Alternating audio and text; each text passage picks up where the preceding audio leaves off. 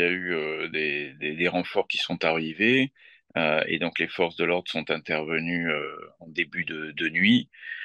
Et donc la situation est plutôt rassurante aujourd'hui pour la population. Et d'ailleurs, la population attendait cet état d'urgence parce que il faut bien être conscient d'une chose, c'est que les forces de l'ordre étaient complètement débordées, et que les populations ne se sentaient pas du tout protégées.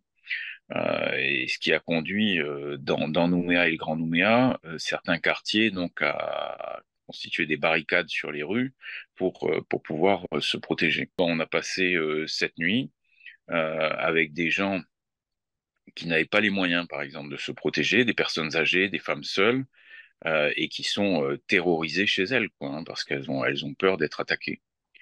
Parce que il y a aussi beaucoup de provocations chez les émeutiers qui diffusent des vidéos en disant qu'ils vont s'en prendre aux personnes, aux maisons, etc. Tout ça a quand même été organisé et orchestré, puisqu'on voit bien que les émeutiers s'en sont pas pris à n'importe qui. Ils ont essayé de toucher tous les gros groupes économiques de Nouvelle-Calédonie, l'idée étant de mettre l'économie à terre, quoi. Et donc tout ça a été organisé depuis des semaines vraisemblablement, c'est qu'on a fait venir de la population sur la capitale. Certainement, on a stocké également des pneus pour pouvoir mettre le feu.